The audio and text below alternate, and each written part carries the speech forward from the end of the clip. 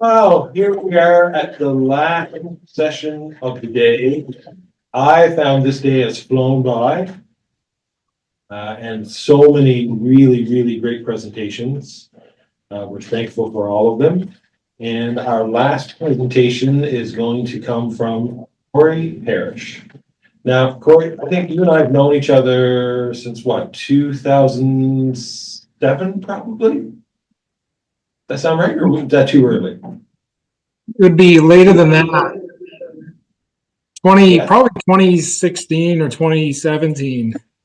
Yeah, maybe that's what I'm thinking, 2017. Yeah, yes, I'm confused. Sorry. Yes. So a little bit about Corey. He gave me two bios. You can choose which one you're going to share. No, I'll take it that one was just for me and one was for everybody else. So I'll be serious. With personality. Corey is a very proud and thankful alumnus of Queen's College who spent a few months this summer exploring concepts of relationality, human geography, and disability theology through the writings of Dietrich Bonhoeffer.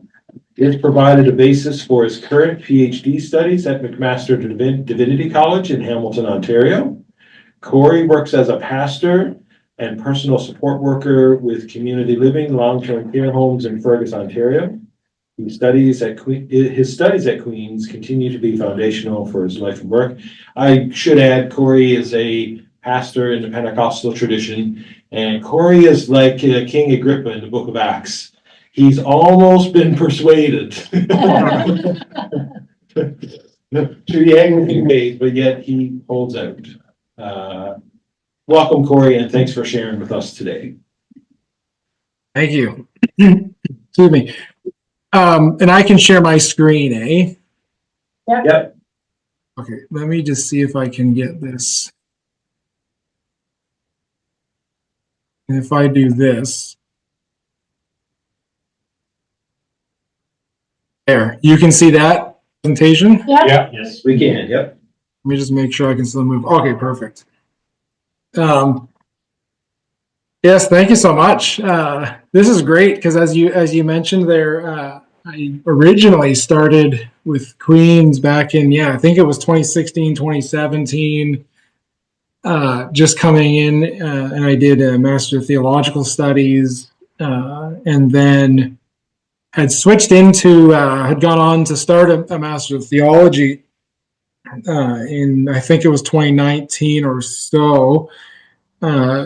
Since then, took a bit of a break for a couple of years and did a Doctor of Ministry degree at Tyndale University in Toronto, but had the itch to go back and kind of dive back in to where I had left off. But I will say a lot happened in that gap that led me to this particular topic. When I was at Queen's still in 2019, one of the things very personal to me certainly was the loss of my father. Very sudden and tragic passing, June of 2019, which for lots of very obvious and maybe not so obvious or evident reasons, really struck me deep. The circumstances of his death, the background, how that landed in our family.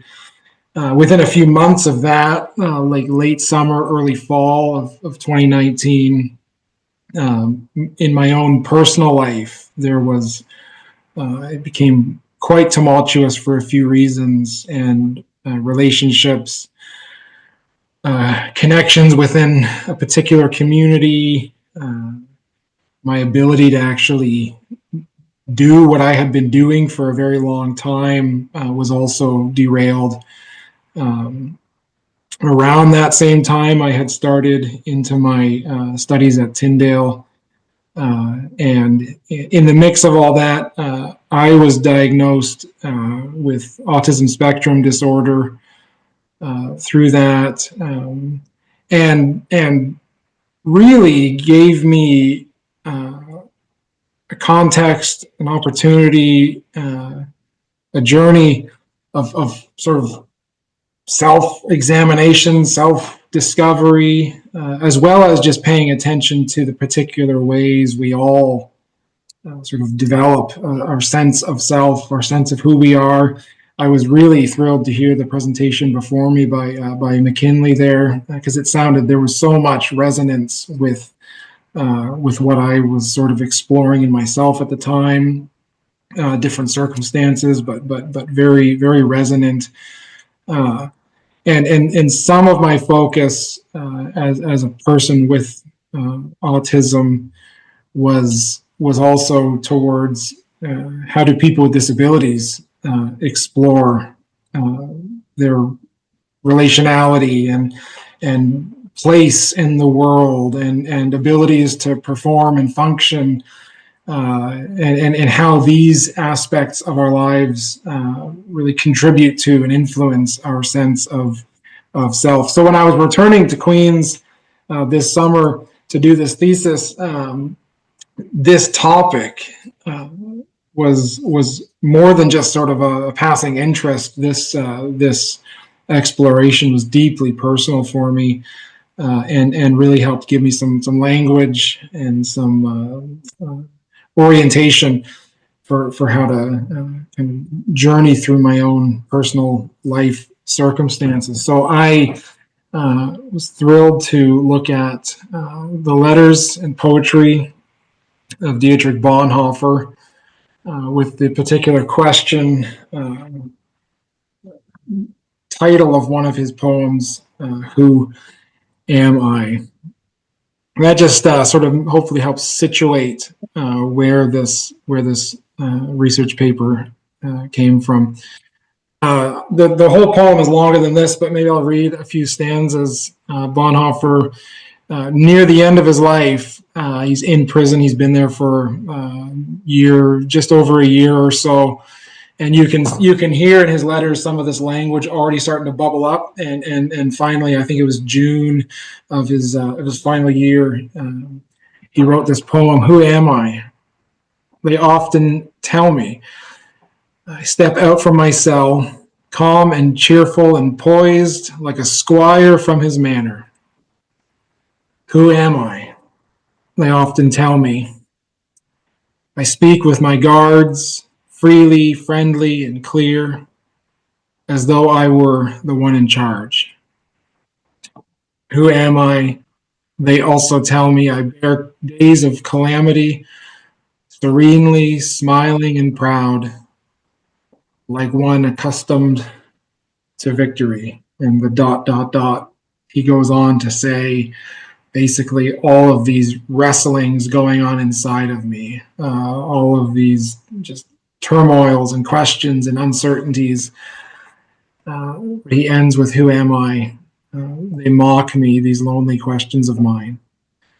But whoever I am, thou knowest me. O God, I am thine.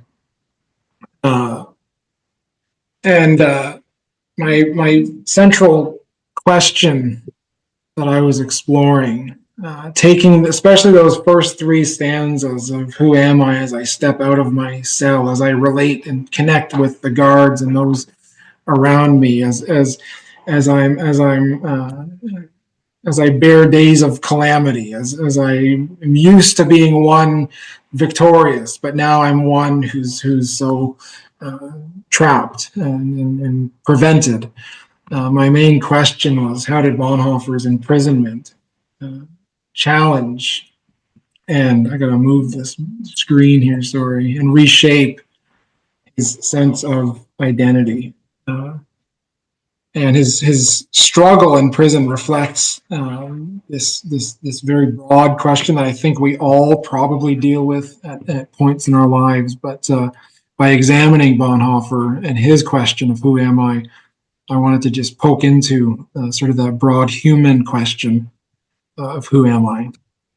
my research methodology was primarily interpretive phenomenology. So the phenomenon of Bonhoeffer's separation and his previous connections to the world around him, but then his separation out of that, his experience of prison as presented in his letters and his writings. So looking at the phenomenon of his connections and separations, and then sort of interpreting what he's written about himself, and then bridging that with an interdisciplinary lens from three different areas of social sciences that I'll get into momentarily. The research outcomes, first of all, I would say is that Bonhoeffer's life is really worth studying and knowing. If you're not familiar with his works, or if all you've ever read is Discipleship or Life Together, he's really worth exploring further. But also that identity is deeply tied to the people that we share our lives with, right? So who we are with, whether we are included or excluded, shapes how we understand ourselves. Our identity is also deeply tied to place. So where we are, whether, again, we're included or excluded, the relationship we have with the land, with the structures around us, with our place in the world, shapes how we understand ourselves. And I was really grateful again for McKinley's look at relocation and just how much that came through his talk. And thirdly, identity is deeply tied to performance. Now, I used the word performance, and I made a little explanation of it, but basically, I'm talking about our ability to function, to participate, to join with sort of the functions going on around us. So, what we do, whether we are enabled or disabled from performing, participating, shapes how we understand ourselves. Those were kind of the three big outcomes that I explored further. So the interpretive phenomenological portion, where I explored Bonhoeffer's letters, the first section, I just looked at the profound connections that he had throughout his life. Particularly with the people, places, and performances. You can tell I have still at least a little bit of pastor in me. I had to make the 3 Ps. The people in Bonhoeffer's life. If you read in his letters and his journal entries, in his biographical material written even about him, just the connection with this large interconnected family, or the spiritual communities that he belonged in and with, really globally across the world, as he connected with people. Also his friendships, certainly most obvious in his letters from prison is the longtime friendship with Eberhard Bethge, with whom he exchanged many of his letters. But you can just see in Bonhoeffer's life how much these people influenced, informed who he was, but also the places. And I thought this was a really fascinating thing that often I think gets overlooked in Bonhoeffer studies is his connection to place. And he talks so vividly about his childhood homes and the gardens and the landscapes, the trails that he would walk down, his travels around the world. I put here Harlem, but there's Rome and Barcelona and London and all these places that were so formative to Bonhoeffer. He even at one point in one of his letters goes as far as to say, basically, I haven't changed all that much in my lifetime, except for through my father's personality and through my travels abroad. And he says it was there in these new places that I had this turn from the phraseological to the real. Belief worldview understanding went from just phrases to something very real and situated. So his experience of place, his connections to places, and also just to performance. In his poem, he references, like one accustomed to victory. And in lots of ways, he really was. He was brilliant. He was sought after at points in his life, for sure. But he had a prominent role in his family and in the church, in society. There were points where that role was hindered, but he really was, even in his life with sports, and just his ability to perform was quite prominent. But then, in his letters and papers from prison, we see this separation from the people, the places, and the performances that sort of marked and informed his life. So suddenly he's writing to family and friends as one who's deeply longing for reconnection, missing just simple presence, feeling disconnected from the spiritual community.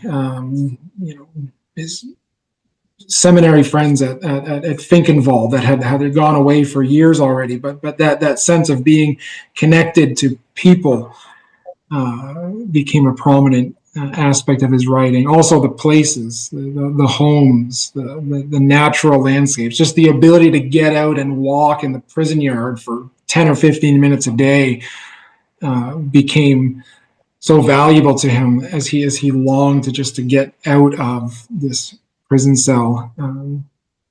But also the performance. You can really see this man coming to terms with how unable he was to think even the way he used to think, to be able to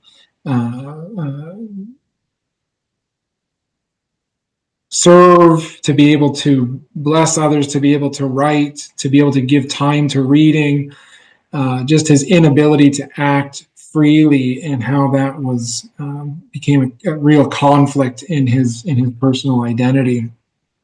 So some of the things that immediately come up as sort of a notable in his writings is just this growing contrast and I'd say even conflict between how others saw him or remembered him or thought of him and how he was now feeling about himself. His inability to, again, perform as others expected, to be able to connect with the people he wanted to connect with, to be situated in the places that were so formative in his life. Also, we see this evolving understanding of himself, also his evolving understanding of God. And this is an area that I mean, whole books could be written on, is just the shifts in Bonhoeffer's sort of God concept. Certainly the shift in his ecclesial concept as he's living through prison, but how he's then also understanding and allowing himself maybe to be understood in light of God. The closing line of his poem, "Whoever I am, O God, I am thine." This kind of resolve to, I don't get this, I don't understand who I am really, but God, I am yours. But even so, you never see Bonhoeffer letting go of his longing and even need for the relationality, the embodied, situated spirituality that is so characteristic of his writings throughout his lifetime. If anything, that seems to strengthen as he's in his prison years. Shifting then to, I've done the sort of phenomenological look, analyzing what he's written, and then I wanted to take a look at those three aspects, the Bonhoeffer's connection and separation from the people, the places, and the performances of his life, but take an interdisciplinary lens. So I took three lenses to examine, what role really does relationality, the people in our lives, have in our sense of self, our sense of identity. And for that, I used interpersonal neurobiology, and just explored, what is it about this connection with people that's so formative? And as I've already mentioned, Bonhoeffer's sense of self was so shaped by, relationships, relationality, this interpersonal. And he doesn't go into certainly, interpersonal neurobiology is 30 or so years old. So he's not getting into the neurobiology of it. He definitely does talk in terms of maybe more, you might say, spiritual or abstract language about what's really going on as he's connecting with people, and his growing sense of self as he's connecting with people. And one of the points that you see looking through this lens is just the psychological impact of isolation. That social bonds and the ability to look someone in the face and have a physical exchange with them becomes so integral to our sense of identity in self. The second lens, looking at the idea of place, was using human geography, which again is a relatively, more recent field than Bonhoeffer. So he's not talking in terms of human geographers and humanist geographers and some of the phenomenologists from that camp, but he's talking very deeply about the place attachments that he's had and how those formed him. His attachments to landscapes and homes and cities. And again, when you look at that through the lens of human geography, you get this highlight of how place attachment and our experience of places themselves become integral aspects of identity formation. We are formed in, with, even by places. You have this sort of dynamic emergence of place and person all intertwined in one. Again, I want to just point to and appreciate McKinley's presentation there. Theologians who've explored, theology of the land, even that in the human geography lens is a fairly recent emergence in theological writings, but it's really fascinating when you see these sort of relationships with the land. These aren't arbitrary placements that God's put us into, or that God has promised land or placed, embedded, community, that this is just something deeply ingrained in who we are. So I'll leave that there. There's a lot more to say about it. But the third lens I looked at was disability studies, particularly in the loss of performance, the ability to perform and function and interact in a way that perhaps you would like. I don't know if Bonhoeffer was here next to me, if he'd slap my wrist a little bit, because he did have experience with people who were disabled, physically, mentally, intellectually, and he might shrink back from me comparing his experience with theirs, but I've done it anyway.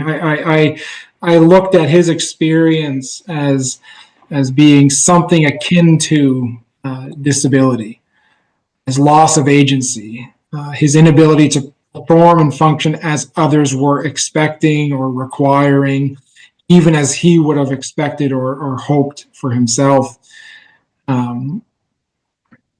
And you see this sort of gradual coming to terms with what recent disability theologians talk about, this sort of mutual interdependence, this mutual vulnerability.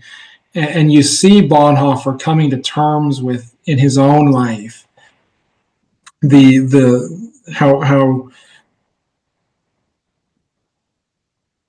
new it was for him to need and rely on others, and how he was coming to terms with that level of vulnerability in his own experience.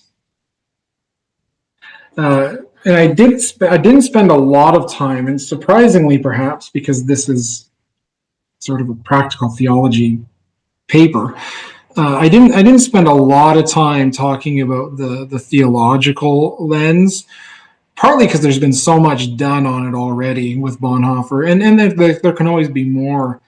But you also, though, see this change in perspective of Bonhoeffer's understanding of the church and his, again, relationship with God.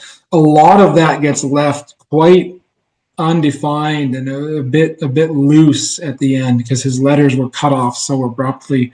But you start hearing him put out phrases like, religionless Christianity and worldly Christianity, and just talking about his shifting sense of Christian theology through his experience. So I did spend a little bit of time, but one thing that was really clear, and if you're familiar with Bonhoeffer's writings throughout his lifetime, there's this real theme of not just a Christological center, but a sociological, a sort of reality. There's an embodiedness to Bonhoeffer's theology that, again, gets really firmed up as he's having this experience in prison. So I tie it up with some applications and things to pay attention to, and our awareness of, the relational influences in our lives, the influence of place in our lives, the ability to foster and become communities of sort of mutual vulnerability, attentive to, each other's abilities and disabilities and what have you. But I also left some space for further research. First of all, just pointing out that there's a lot of further consideration about the spiritual dynamics of Bonhoeffer's question of identity. Again, near the end of his poem, and he says, basically, I don't get it. I can't figure this out. Whoever I am, God, I am thine. There's something really rich there that deserves way more attention than I was able to give it.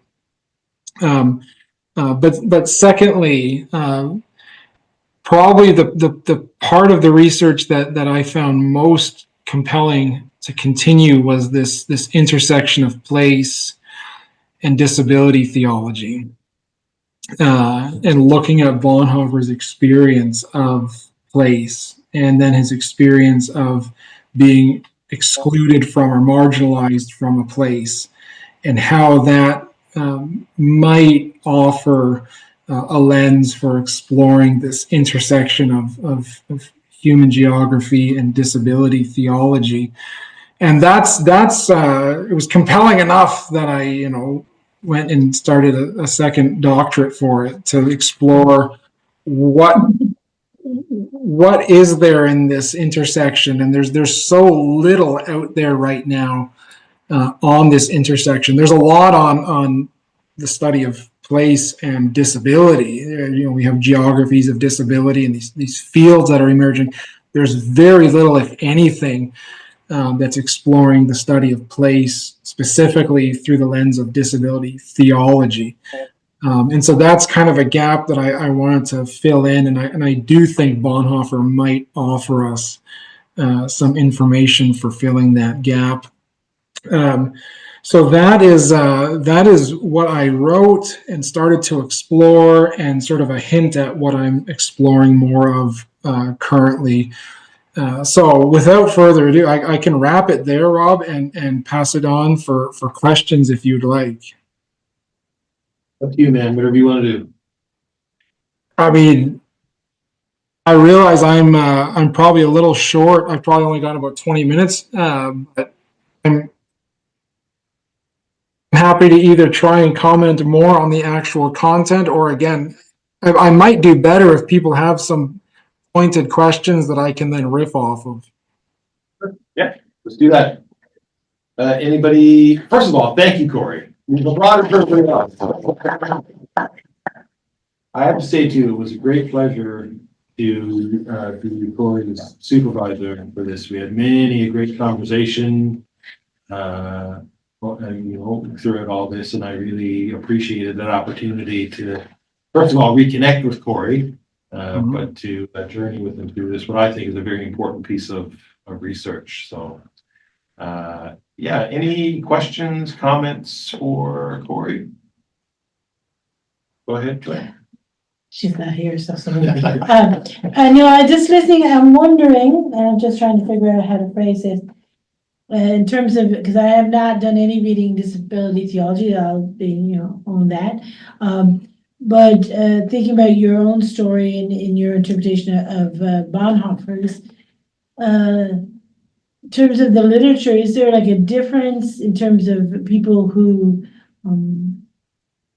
have a shift in space, like from being, say, being perceived as able to being perceived as no longer able to function as to perform as they used to, and for those whose inability to perform as people would want them to has been like a constant. Like, is it the is the shift of or is it the shift in just coming to terms with it? Like, Okay, is what you're saying people whose inability to perform is more sort of intrinsic to their own, like their body, whether they're in this place or that place, they've experienced. Yeah, like it's been since, like it's been their whole identity, like not a change in identity. Whereas like in terms of Bonhoeffer was a change in identity, right? Change in understanding of his of performance. For some people, if you're, say, born blind, or like you might grow into your understanding of your identity, but the physical reality of your ability to perform is not changing. Right.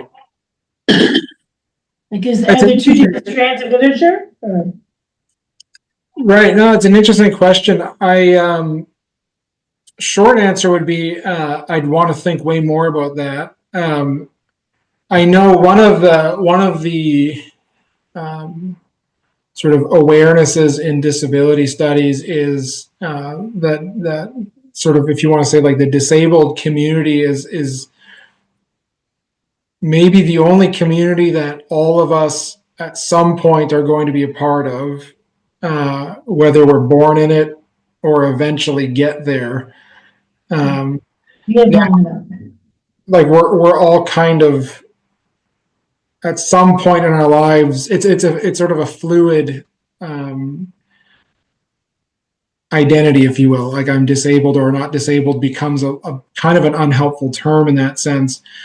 I think reading the personal accounts of people who have, let's say, become disabled versus those who've experienced their whole lives as disabled. I haven't done a sort of a comparative study on those accounts myself. My guess would be there would be a lot of similarities, but there would also probably be some really interesting, like notable differences that would be worth paying attention to. And that's a fascinating question, because that's not something I actually, I will say this, in Bonhoeffer's experience, I think it would have been early 1930s. It would have been 1933, I think. He went and spent time at a town in Germany called Bethel, and it was a community that was basically a great big care community. So people with physical and mental disabilities and their caregivers live together, similar to like a L'Arche community or a group home type thing, but on a large scale. And one of the things Bonhoeffer said coming out of that, he wrote a letter to his grandma, and he said, basically, Grandma, like, for the first time, I've seen what a real community could look like. These individuals who we've often looked down on as being needful and vulnerable and weak are actually teaching me something about that's essential to our humanity, which is at our core, we're all the same. We all have the same vulnerability and weakness. So I don't know if that doesn't specifically answer your question, but I do think there's something about maybe it's unhelpful to separate too much between those who are, abled and those who are disabled. That we can all move in and out of that community of disability at any given time, but also those who are disabled and vulnerable and weak are actually maybe able to teach us something really important about what it's like to be a human, even at our strongest times. We're all deeply vulnerable, and we all do best, perhaps, when we are deeply vulnerable. And that's a theme that gets picked up in recent disability theology for sure. Yeah, I mean, I lived in L'Arche for a while, and I have friends who've come in and out of various types of disability. But now this is a guess, and I don't know. I'm making it up as I go, as I often do. But I like some of the folks that I walked with. They would never use a term like disabled. They didn't see themselves as different. They just saw themselves as themselves. Whereas like my friends who gotten like MS or ALS and those things have a profound sense of being different than what they were. Do you mean? So I guess that's where the question comes out of, like, yeah, like, Would it be that they are suddenly changed, whereas the people in L'Arche might tend to have been that way all their life? Yes, right. Like I say, even the persons in L'Arche, people who were like head injured, were probably they would get frustrated and not being able to do what they used to be able to do, right? But I guess it's the difference between being and becoming.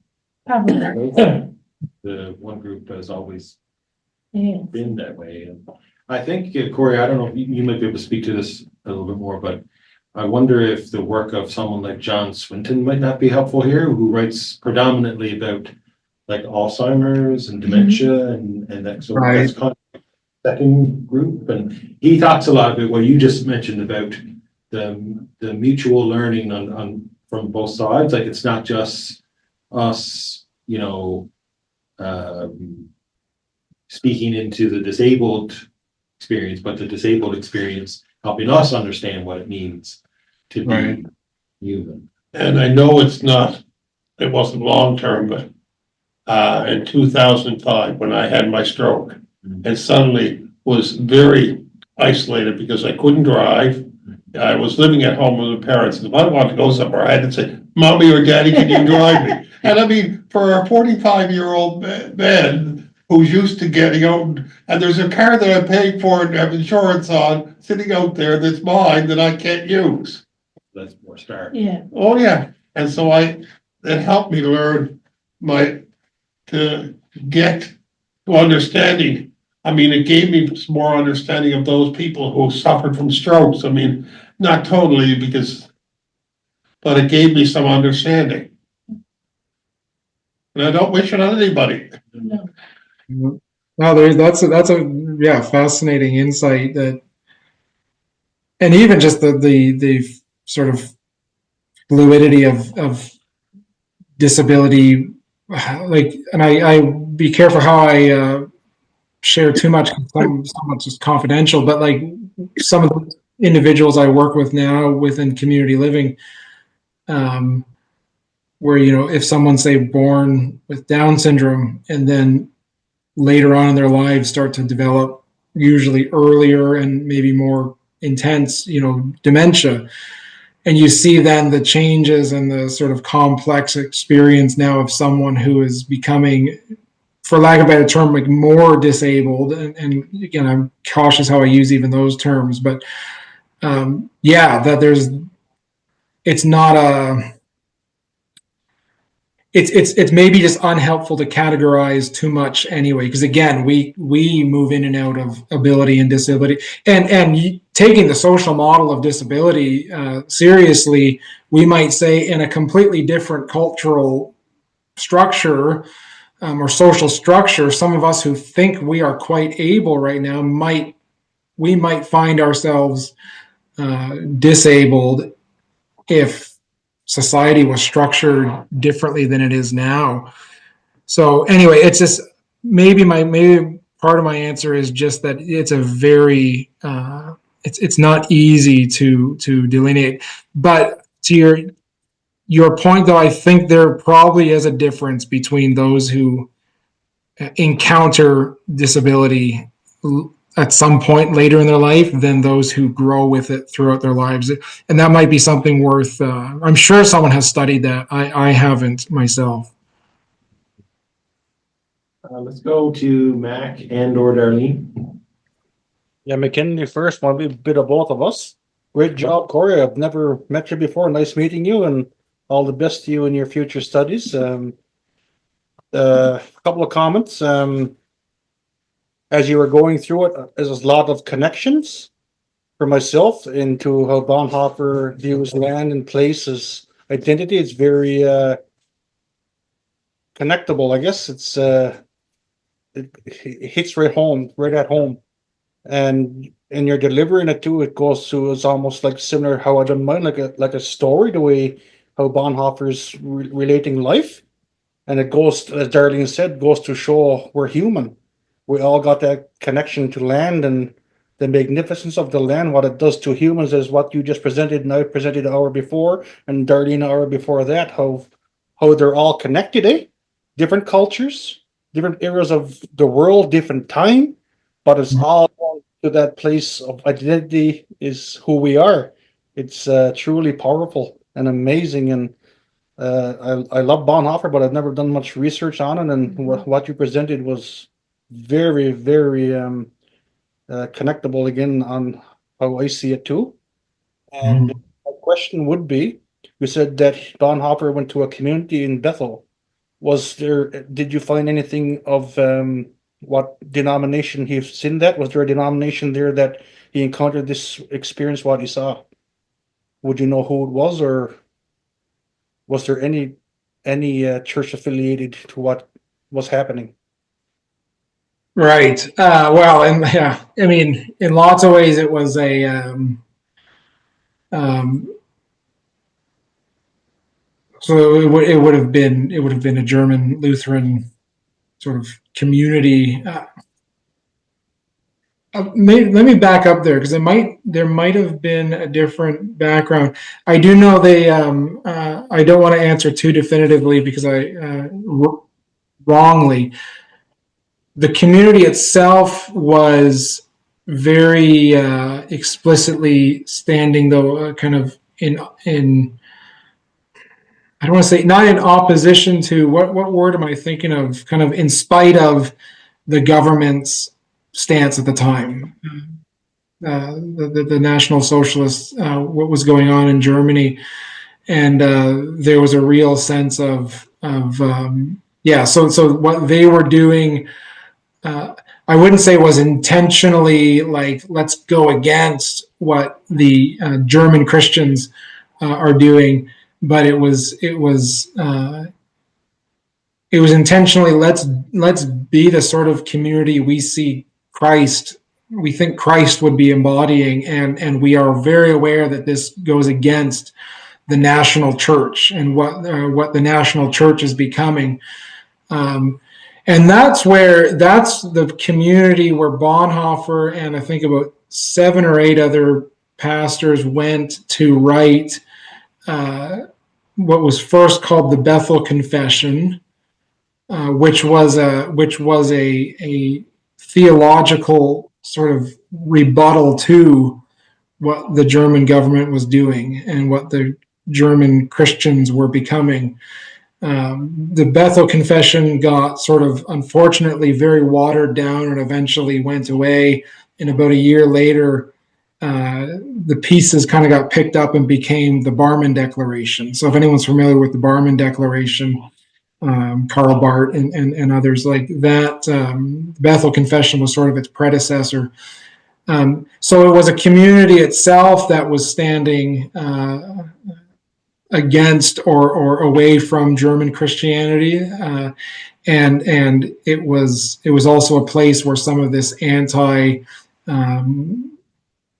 Nazi theology was really starting to be birthed. But yeah, I can get your email, McKinley, and maybe email you some material on that if you're at all curious, though. Sure, I'll put it in the comments. And Okay. I like the Inukshuk on your coat there. Oh, is an Olympic something or other. I shop at the thrift store, so that's where that came from. Sorry to hear of your dad's passing. Thank you. And for me, I think the key words I'm taking away is place and agency. Hmm. And it runs through what myself and McKinney were talking about for Indigenous people, and I'm just reminded of a quote by a woman by the name of Cecilia Drummond. She said, for Indigenous people, God is self-revealing not so much in the context of history and time, but in creation, space, and place. So like the place and agency is the key in Bonhoeffer's theology, I guess, and I think Indigenous cultures, people, place was very important. There's another man, Randy Woodley, he said that anywhere on earth can be a place of harmony when you understand your role. So if you understand who you are in terms of your identity, there's going to be disharmony because you're lost, you're not knowing who you are, like McKinley was talking about identity and being removed from a place that you have so much memories. Then you begin to lose who you are and what you are and your agency in terms of what you can do, hunt, or like Bonhoeffer, to preach or to have the freedom to do what fulfills his soul. Once that's gone, like you feel lost, right? And there's disharmony. So like there's a common theme going on here in terms of how important place is and agency for anyone, I think. Yep. So thank you for sharing. Good job. Yeah, I don't know. Is the author you just mentioned, did they write a book, something about spirituality and okay, never mind. No, this lady, her book is entitled Eco-Theology. Okay, I'm thinking of someone else, then never mind. Yeah, I mean, if you just look at Bonhoeffer's theology, he's been called like a theologian of the real. Like it's such a earthy, grounded theology. I wouldn't be surprised if there's a lot of very interesting resonances with what you're getting at there. Absolutely, yeah. Could be an interesting interlocutor to look at. German 1930s fella might have something really interesting to interact with. There is a Moravian connection. Which Oh, was German. sorry. The Moravians were up in northern Labrador. They're German. They're German. Yeah.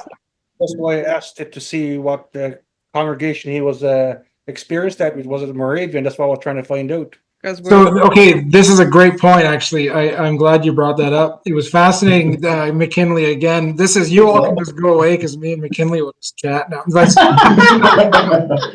No, but when you said about the Moravian daily text, and sort of being something that grounded or connected with, like that was Bonhoeffer's practice. That's what he had in prison, was the Moravian daily texts, and that was his connection to the Word of God. But that was a text that was the Think Involved community that he was a part of.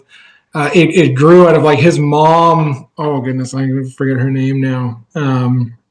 Mother. Yeah, but anyway, his mom had grown up a member of like somehow like a Moravian community, and really instilled some of those practices and rhythms in their home as well. And so the Moravian daily texts were foundational to Bonhoeffer's experience in separation, and helped sort of re-situate him, if you will, when he was relocated. So yeah, that's a fascinating connection that I picked up in your presentation as well. Beautiful. The connection is amazing, and praise the Lord. praise the Lord. Yep.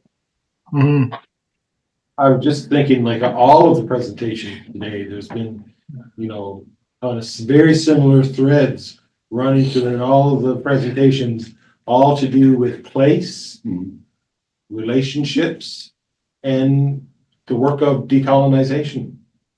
Whether in the African context, the Inuit context, the disabilities context, because I know this is one of the conversations Corey and I had a lot about, how that kind of categorization, and you mentioned this earlier, of disability is an act of colonization because it says that some bodies are more able than other bodies. Some minds are more able than, or normal or typical than other minds, right? So all of the presentations today have all revolved around the same kind of thing, which is really says something of it. That to me, that's the work of the Spirit that's kind of pulsating through everything that we do here at Queens, really.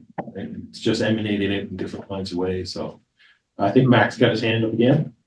We're just going to go. You and Mac can kind of just Really acolytes. really relatable.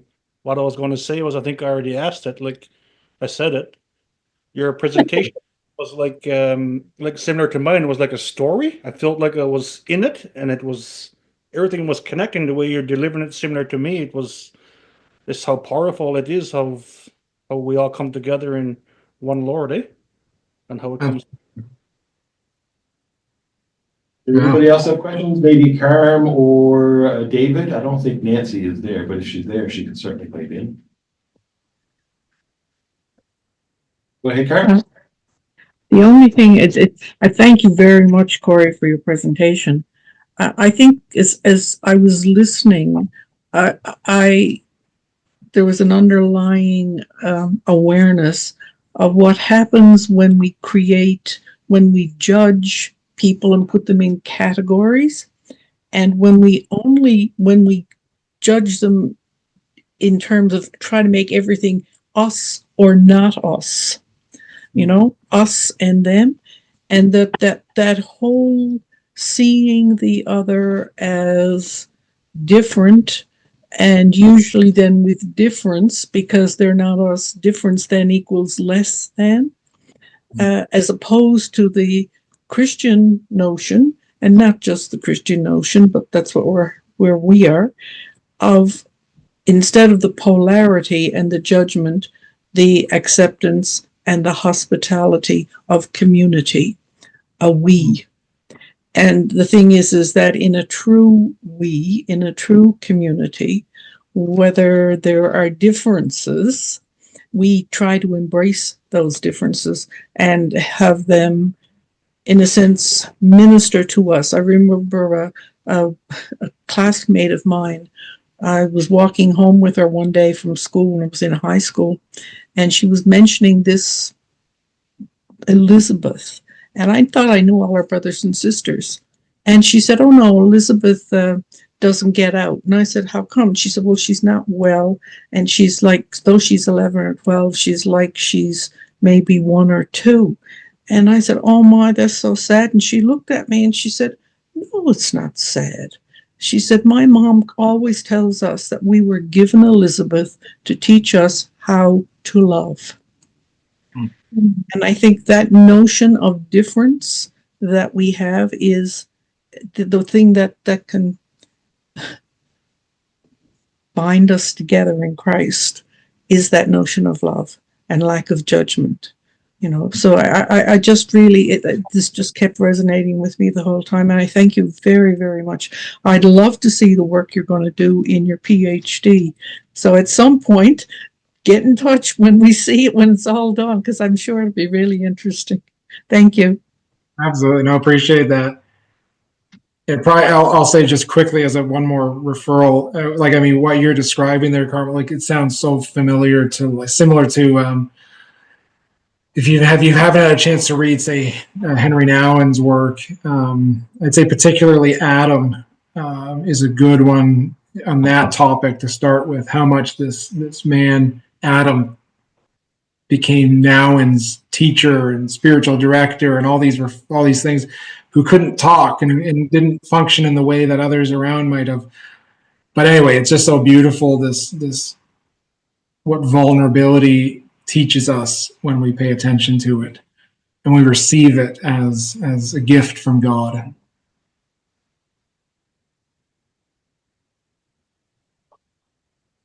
Anybody else? Any last word before we? Thank you for passing this game. Well, I just want to say that it's not a question, Corey, but in our family, there's people on the autism spectrum as well, and so instead of looking at things in a binary way, that's how I've been trying to see things, as spectrums, and that allows for variation, where you can still see people as being part of community, because everybody's on every spectrum, just in different places on each spectrum. And as I said, that allows for variation and still community too. So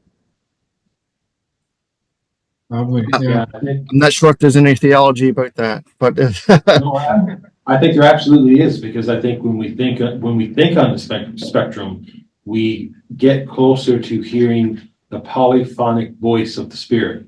Yeah. okay. That speaks in many different languages, different expressions and dialects, and sometimes not even speaking at all. I think that could be the gift that we get from the neurodiverse community is to think on the spectrum, to experience God on the spectrum. And that's I don't know if you intended to use that phrase, but did I use it in the thesis at all? The polyphony of life. If you did, you should have footnoted me, but. Yeah. You should read it. But this was one of Bonhoeffer's, also his later developments, was this theme of the polyphony of life being this polyphonic, and sort of Jesus being what's the tone, the grund tone, but I can't remember the English phrase for it, but musicians might know. Anyway, that's a brilliant reference point there. And David, everything is theological, just so you know. Everything